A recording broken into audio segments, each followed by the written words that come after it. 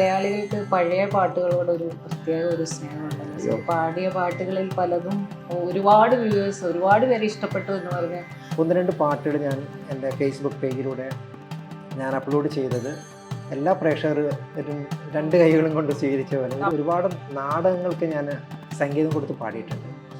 ദേവരാജ മാസ്റ്ററൊക്കെ ഒരു പാട്ട് കമ്പോസ് ചെയ്യുമ്പോൾ അതിൻ്റെ ആ വരികൾ എൻ്റെ ഒരു ഇമോഷനെ അടിസ്ഥാനമാക്കിയായിരിക്കുമല്ലോ അത് കമ്പോസ് പാടാൻ കഴിവുള്ള ഒരു വ്യക്തി എന്ന നിലയ്ക്ക് ദാസേട്ടൻ നമ്മൾ എത്ര ശ്രമിച്ചാലും മതിയാവില്ല. കാരണം അദ്ദേഹം പാടിയുള്ള ആ ശൈലി, ഇവർ പറഞ്ഞിരിക്കുന്ന കാര്യങ്ങൾ അതുപോലെ ചെയ്തത് കൊണ്ടായിരിക്കാം ദാസേട്ടൻ ഇത്രയും പാകപ്പെട്ട് വന്നിരിക്കുന്നതാണ് എനിക്ക് തോന്നുന്നത്. ഈ പാട്ടിൻ്റെ വരികൾ അതിൻ്റെ ഒരു ജീവനാണെന്ന് പറയുമ്പോൾ അതിൻ്റെ ഒരു രാഗങ്ങളാണല്ലോ അതിൻ്റെ ഒരു ആത്മാവെന്ന് പറയുന്നത്. ശ്രീരാമനാമം ജപസാരസാഗരം.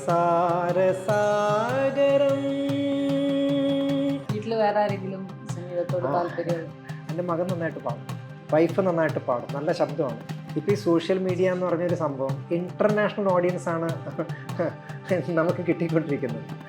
അപ്പോൾ പാരീസിൽ നിന്ന് ചില ആളുകൾ വിളിക്കും, ഒരുപക്ഷെ സിനിമയിൽ പാടിയപ്പോൾ ചിലപ്പോൾ അറിയില്ല.